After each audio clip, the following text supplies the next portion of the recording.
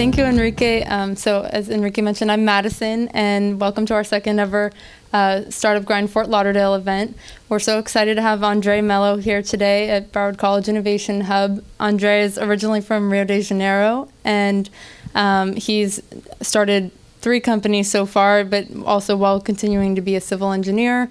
And he's got some really great ideas about the on-demand economy and some excellent advice for entrepreneurs, especially those that, weren't born with a silver spoon in their mouth and have to finance themselves. So he has a lot of value to add, and I'm really excited to hear from him. So with no further ado, welcome Andre.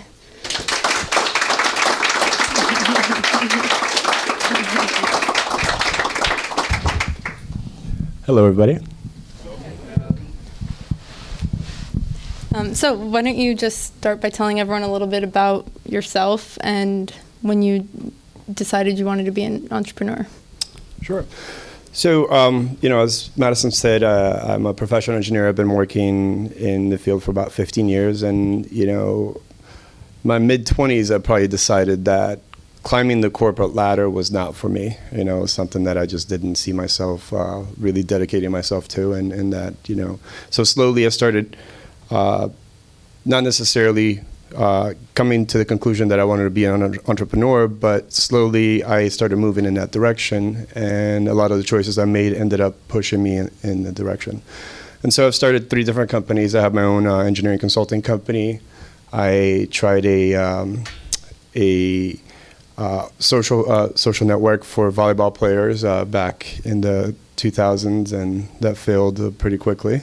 And then, Foodoozle.com has been my latest venture, and I've been at it for 3 years, and it's been a long fight, but there's been a tremendous amount of learning that I've done in the past 3 years. But one of the things that I wanted to bring up is that, the previous failures that I've had have actually catapulted me and it moved me forward instead of pulling me back. So the failures that I've had have served to strengthen my convictions about trying it better and not making the same mistakes. Along those lines, so what were the mistakes from your former companies, or are they both completely done, or what caused them to fail if they did fail? Well, the engineering consulting firm was essentially funding uvolley.com, the volleyball social network. And so as soon as one company is not doing well, the other one's not doing well either, So, but the engineering consulting firm, it was an opportunistic thing. It's something that I did and that I was making pretty good money after the hurricanes. And so it's a service that comes and goes. And so instead of just blowing the additional money that I was making through my consulting firm, I decided to invest it and start, playing around with entrepreneurship. And but what caused me to caused the social network to fail was my lack of financial planning, my lack of looking for a specific distinction from, the major social network, which was Facebook. So why would anyone go to my volleyball social network when you can have your volleyball friends on Facebook just the same?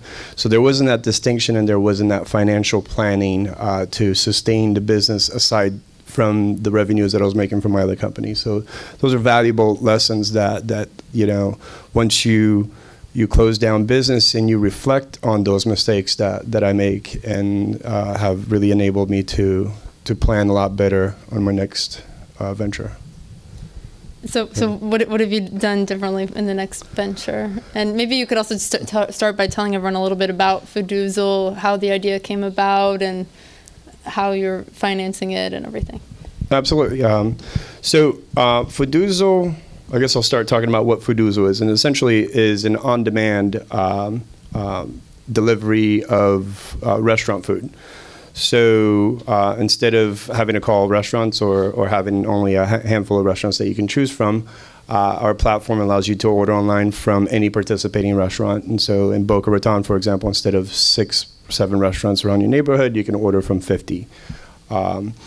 Now, if we go back to how I've made I've planned the financial aspect of the business extensively to make sure that I didn't make the same mistake I made with Uvalde. And so it can go back so far as to when I bought my house. You know, I have a 4-bedroom house, and once I started Ferduzzo, guess how many rooms I had rented, you know. So other aspects of it were really just to how do I, I need to be in this for the long haul. So I can't have a planning window that as soon as my money is out, I'm out of business. Because to start a business, it's really to just fight for survival. Most businesses fold up in less than 2 years, and so from the very beginning, you have to plan on how you're going to make it, how you're going to survive, how are you going to get to that milestone of keeping the lights on. You know, at what point do you are your revenues sufficient to pay your operating costs? And so let's say that you do your projections that you can get to it in 6 months. Well, those are projections and assumptions. Real life is a whole lot different. So if you think it's 6 months, add about, multiply it by 2 or 3 times, and that's a more realistic expectation of when you can get that milestone. And so that's been, I think one of the most important things that I've learned, and that, I can actually attest to having been able to execute so far. Great. Can you tell us a bit about the on-demand economy and how Ferduzzo fits into that also? Absolutely. And this is what really excited me back in 2012 when I conceived the idea. It was really just, recognizing that there was a clear customer demand for convenience and delivery service. And whereas, being from Brazil, where we can have in Rio, you can have just about anything delivered to you. And that's a third world country. And here in the U.S., where it's a much more convenient society, we didn't have delivery service as readily available. So I started thinking about it and why, asking myself, well, how come that we don't have these services over here? And I came to the conclusion that it was, mostly labor costs. And so I kept on, mulling through the questions, and then, came to the conclusion that it was, smartphones were able to address the labor costs, because now you can provide delivery a lot cheaper. You can cut out the dispatcher, so like Uber is disrupting the taxi industry because they can operate and provide better service, faster service at lower cost. So how can Yellow Cab possibly compete? And so this is back when I started, and now, now there's conferences about the on-demand economy, and, you can categorize the on-demand economy into 4 different segments. You can look at transportation, which is, clearly headed by Uber. You can talk about real estate, which the clear leader right now is Airbnb. And then there's 2 other segments that haven't blown up yet, so to speak, and they are the service industry and retail.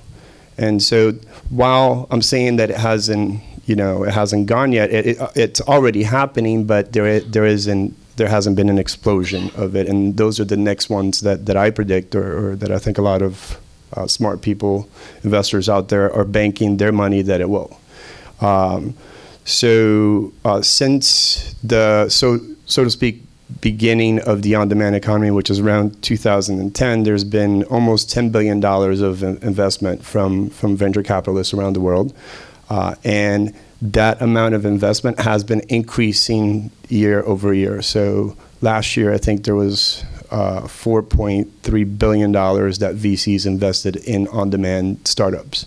And so it's a hot market, and, I'm just clawing to try to get a little piece of the pie. So there are other on-demand food apps in the country and in South Florida. So how do you differentiate yourself from the other ones, and are you looking to the future to try to expand it all? Absolutely. Well, the stage we're in right now is when I launched Ferduzzo, I launched within the restaurant segment because it provided the lowest barrier to entry. We could sign up local restaurants fairly easily so that we can begin developing the technology. Then once we've launched and lost a lot more hair running the actual delivery operations, the next challenge is to figure out how do you scale a company like this nationally when there are so many challenges to managing deliveries. And so that's pretty much what I've been focused on over the past year. And the solution is really purely technology play, and by partnering with larger retailers and essentially facilitating the transaction between the local delivery operators and the retailers. And so that's basically a new company that is a B2B company that I'm launching right now that builds off of the Fiduzo technology I already have and benefits Fiduzo. So it's a completely new venture. So if anybody is just starting a business here, I'm on the same step you are on.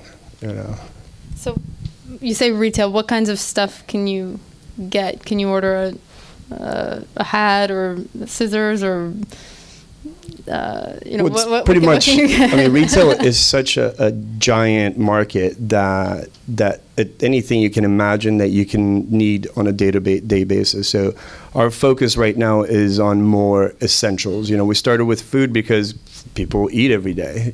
So other things like groceries, anything that you have to do or go and get on a daily or weekly or a monthly basis, that we are able to apply our technology to facilitate that and cost effectively bring that to you.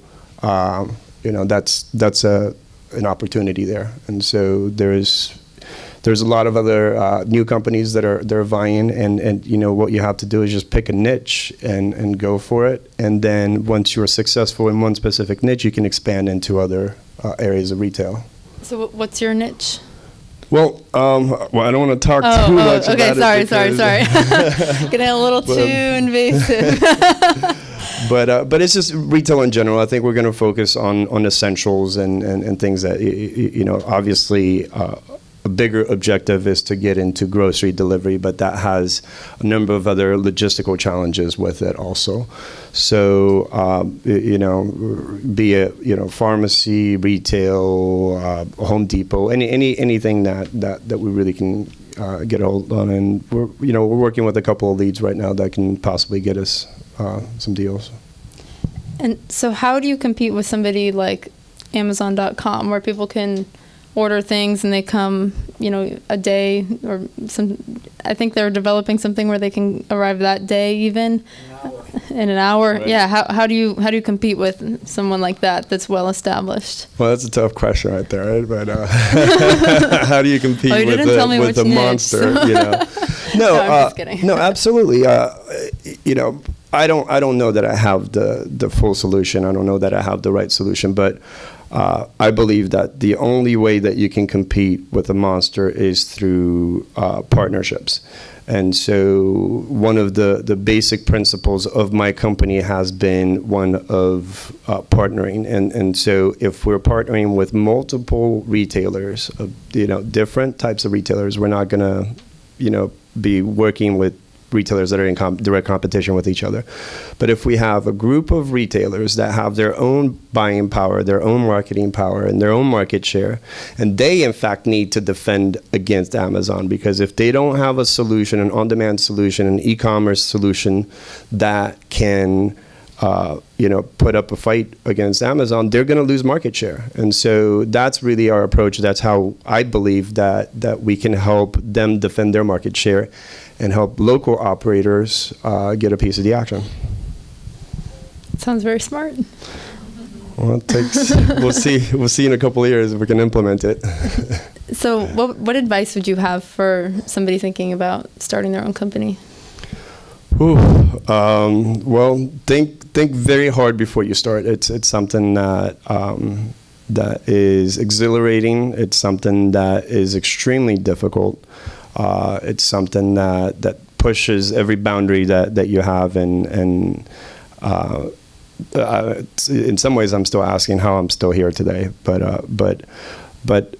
the biggest advice I would say is really just planning. In the beginning, when you're at the conception phase of your business, you're full of excitement and you just want to start running at it. And and channel that excitement, but do it in a grown-up way, and plan it out, and do a financial plan, and go through the exercise of building a business plan. You don't have to make a super fancy business plan, but go through the process of building it, because all of this planning that you can do up front validates that your original concept, your excitement, is something that is worth going after. And it also helps you put together a plan to pay for it, because you know, people are not just going to throw money at you. You know, you have to, or some people are good salespeople and they can go and get investors behind them, or they have the pedigree to do it. I've had to do it on my own, and I think most entrepreneurs out there have to do it on their own. And if you remember that 9 out of 10 startups fail because of undercapitalization, you have to find a way to pay for it, and you have to find a way to sustain it for as long as you can until you can take that next step. And so that would be one of the biggest. And then just go at it. I always call it also relentless pursuit and constant assessment. So once you put your plan together, you relentlessly pursue that plan, but you have to constantly assess where you are, what kind of traction you're making. You have to have metrics and milestones that you want to get to, and you have to always be assessing where your position is relative to the market, where to the competition, and really whether or not you're competitive and you're going to be able to make it. And it doesn't. It's not a constant, like, should I quit? Am I going to win? No, but you have to be aware and have to be mindful of the space that you're in and your true chances of winning. And that's where you every day make a decision to continue to do it, or it helps you adjust and pivot and change certain things that you're doing so that you can be better prepared to succeed in the end. And it's not all about success. That's another point that I think is very important. Like I said, I've had 2 businesses that failed, and I think I'm much better for it. And that's something that now that I'm doing fundraising, I'm learning how to speak to a new audience of investors. And so you have to understand what they care about. And some of the things that I've read are that investors actually like entrepreneurs that have failed before, because it also shows that you're not some crazy ideological kid. You're grounded, and you've been through the gauntlet before, and you're going to be a better steward and take better care of their money. Somebody that's just excited about something is not a safe bet, and so don't be afraid to fail. But do a lot of planning so that you don't fail quickly. Learn something before you fail. So you mentioned to me yesterday that you actually were a pretty good volleyball player. Yeah. You want to tell us about that? Well, that was, it's actually good that you bring it up, because, in talking about quitting, that's something that was probably the hardest thing to quit for me was, I had my passion, and how was it Bill Gates that had that commencement speech about, follow your passion and everything is going to be all right. And well, I don't agree. I think it's kind of bullshit. Follow your passion, absolutely. And volleyball was my passion. I had success in college. I had just started to break into the pro tour, and on the same year, and while moving forward with my engineering career. And on the same year that I started making it into the pro tour was the year that I quit. And it blew, like, some of my the people around me, they were just blown away. They're like, well, hold on, you've been working this hard to get in, and as soon as you get in, you quit. And it's because of this constant assessment that I kept doing that, I was like, now I've proven to myself that I'm good enough to make it on the pro tour, but can I make a livelihood? Will I have the quality of life that I'm looking for by continuing to pursue this path? And so I made a conscious choice to quit my passion and continue to further my engineering career, my business career. And so I think it's a perfect example of when quitting is okay. And quitting is not necessarily losing, but simply looking at the opportunity cost of not quitting. And to me, that was a strong lesson, and I carry it with me to this day, and I'm okay. I still play volleyball, so I'm not that upset. How did you originally end up in South Florida? Oh, weather. I'm originally from Brazil, which is a warm climate country, and I grew up in Washington, D.C. area, and so I went to college up there and everything. And so as soon as I was done with college, I was, moving forward with starting my engineering career, but also starting my volleyball career. And so I wanted to go to somewhere that had beach volleyball. So it was either Florida or California, and ended up in Florida. And been here for about 15 years now, and still loving it. I love the winter more than I love the summer, but. And your wife is also from Rio, but you met her in Florida? Right, we met about 5 years ago, and in fact, we conceived the whole business concept together. And she's a fighter. She actually endured the brunt of the startup and the day-to-day operations, because I had to keep it, and we made the decision that I should keep my job, because that was a way to continue our revenue stream to pay for our basic expenses. And she quit her job to run the day-to-day operation. So she sacrificed a whole lot for it, and I'm extremely proud of the effort that she put forth. And best employee anybody could possibly have. And can you explain how the delivery part works? Like, do you have a team of people that drive, or are you contracted out? Just in case they didn't hear on the video, the question was, can you explain how the delivery part of Foodoozle works? Do you have hired drivers, or what happens? How does the food get there? Right. So that's an excellent question. I didn't cover it. We've focused on developing a customer portal that lets the customers place orders online or through their smartphones, which is the first part of the equation. Then we've built out the back end to communicate that order directly to the store. So it doesn't, when you place an order, I don't have to call the restaurant, or one of my staff doesn't have to call the restaurant to place your order. The system automatically places that order with the restaurant, and at the same time communicates the order to the drivers that are out in the field, and then the drivers are able to accept the order and go and pick up the food and deliver it. So instead of having a person manage all aspects of it, it's all automated and instant. So we're basically eliminating a job, which makes the operating cost much lower than a typical delivery company. And makes it faster also and more accurate. So you're removing labor costs, you're removing time, and you're increasing the accuracy of the system. Do the drivers work for you? Do you have trucks? When we first launched, we were hiring drivers. So I essentially was running two businesses at the same time. I had a technology company that was that we're building, and I had a delivery company. So we hired the drivers and had the drivers on standby to go and pick up the food. And and I needed to own the delivery company. I need to have full control of the delivery aspect of it, because that's how.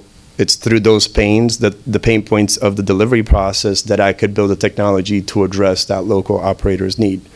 And so as of January of this year, I no longer run the delivery company. I licensed it out to my operations manager under a licensing agreement and profit sharing, so that he is dealing with day-to-day operations. He's hiring the drivers. He is ensuring that the service level and the quality of the service is still there, using the technologies that we've built so far. And so my next phase really is to move out of running this company into more of building a new company, which is Delivery Tech, which targets retailers, so that we can essentially start bringing him more higher, or my original operator and any other delivery company, essentially. So these higher value stores, that will essentially serve as the anchors for the entire delivery zone. Sure. I have a quick question. So you keep mentioning you have pretty much a company for everything under Foodoozle. You started with Foodoozle, then you did a company delivery and a company for other stuff. Why building so many companies instead of being everything under the same umbrella? Or are they associated? Well, that's a very good question. And for The question is, he's mentioned a couple times that there are several different companies, like one company's doing the delivery, one company doing something else, everything under one. The question is, why don't you just have one big company that does everything? Why split it up into different segments? Right, and that's a very good question. And we haven't had two companies. Fuduzo has been the technology company and the delivery company, but they are two very different aspects of the operation. There's the technology development, and then there is the day-to-day operations and B2B sales that the delivery company has to do. So as of today, it's still just one company. However, this new solution that I'm pursuing, which is a different company. It uses all of the same technology, but it is a completely different company because of the day-to-day operations that company is, which is essentially executive sales. We're not dealing with delivery staff. We're not dealing with anything. It's B2B. It's technology development, continuing to build the technology, and providing solutions to higher value customers. So it's a whole different mentality, and I could keep it all under the same company, but Fuduzo is currently operating in the Boca Raton area, whereas part of my scaling strategy is that I can scale my system nationally a lot faster by utilizing other delivery assets than I can by trying to grow a delivery company organically. Does that make sense?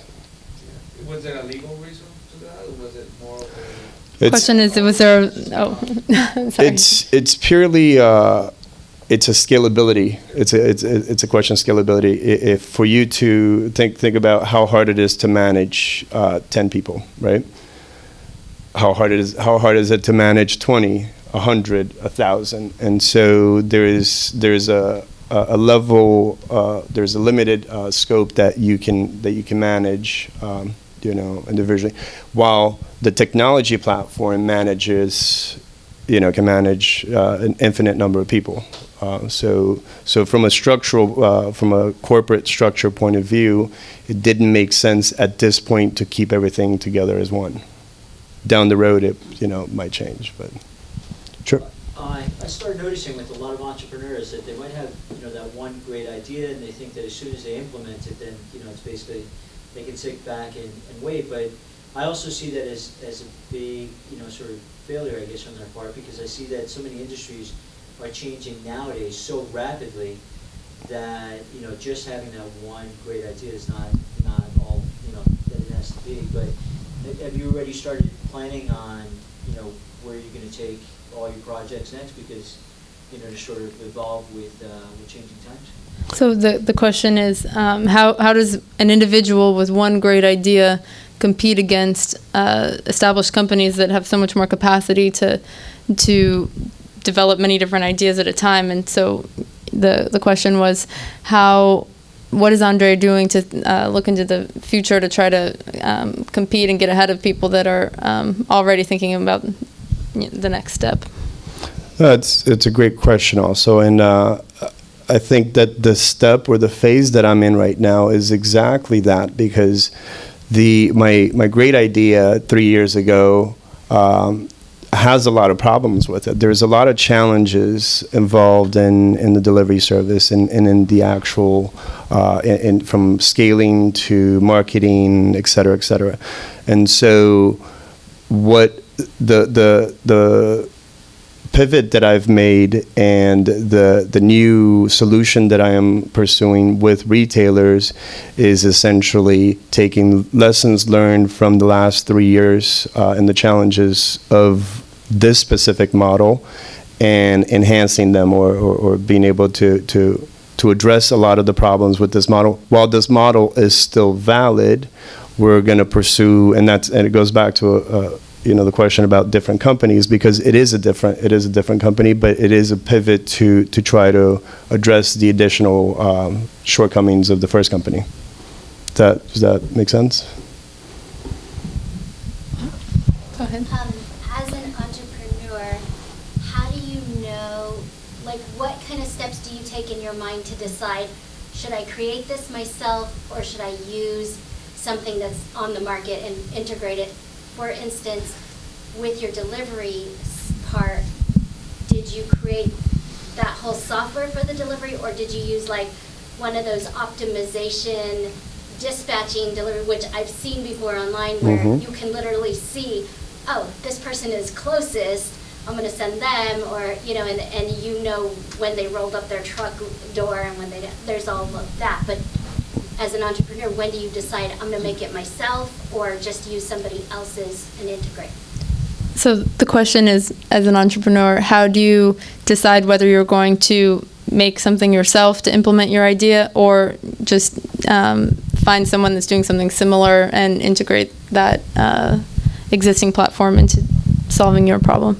It's another excellent question, and that's something that I actually had to go through back and forth. I think it goes back to what your model is. So if I were to say that my objective was to build a restaurant delivery service, and that was the extent of the model, then the first step that I would go is to look at what's out there in the market that I can license that will function as I need it to run a restaurant delivery service.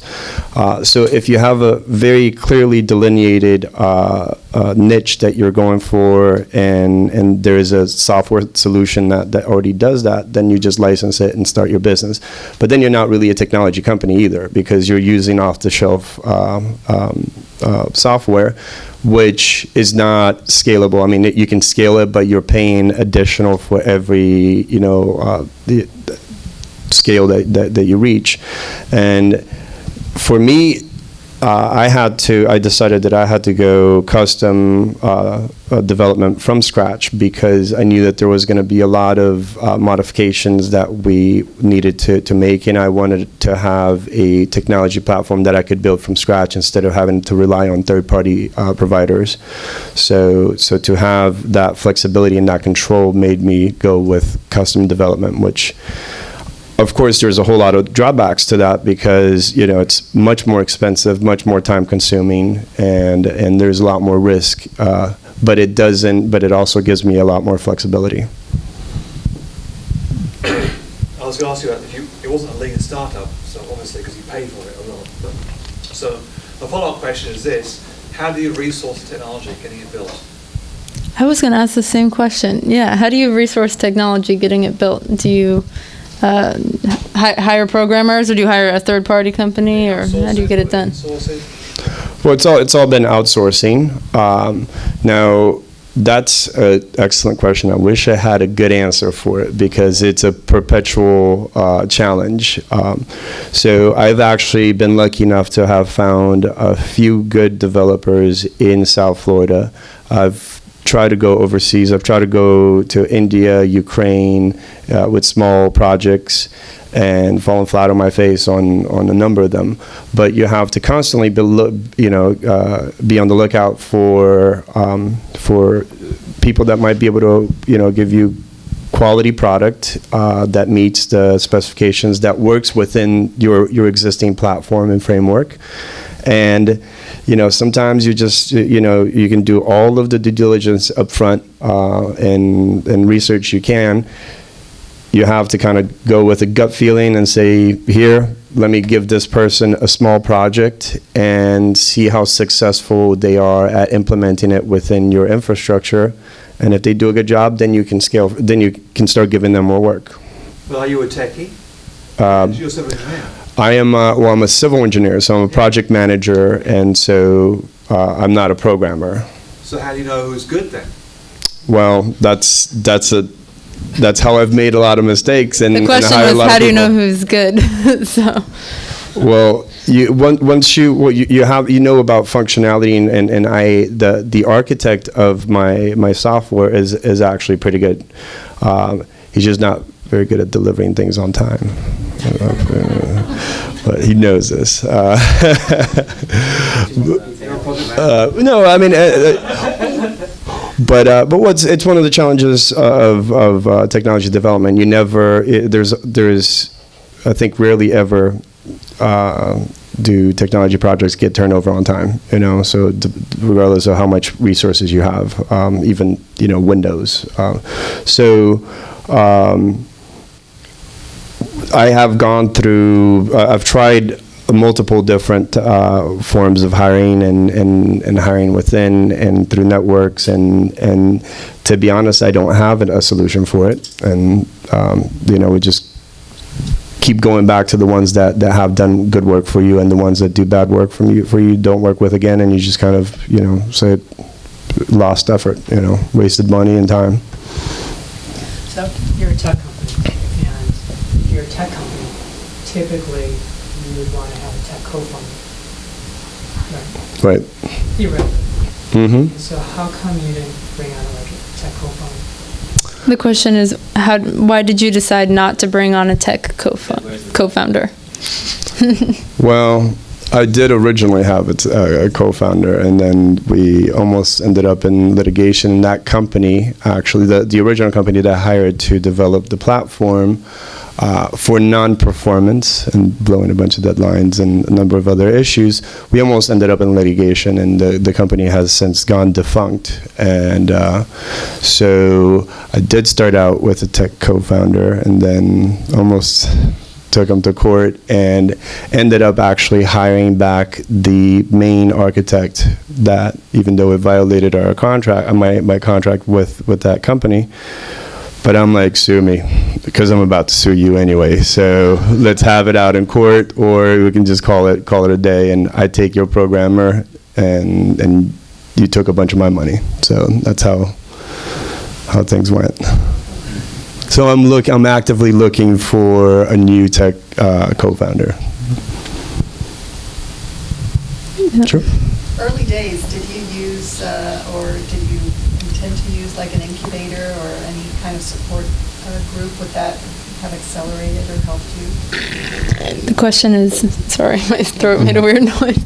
The question is, did you early on use an incubator or any kind of support to help grow the company?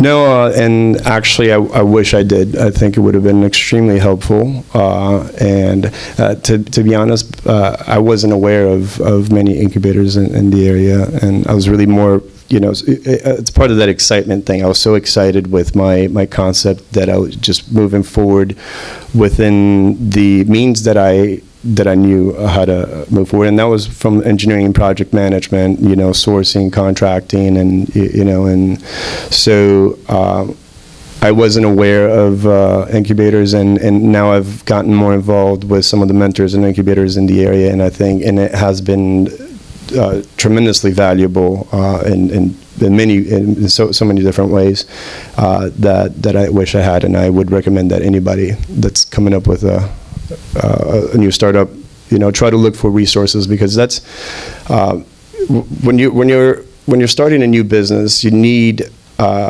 you're going at it yourself, and that's a brave and very difficult thing that you're about to do, and so why not have a support system? Why not have resources that are available at your demand, so that it can help you navigate the million different difficult choices that you have to make, and so I would have definitely gone through an incubator.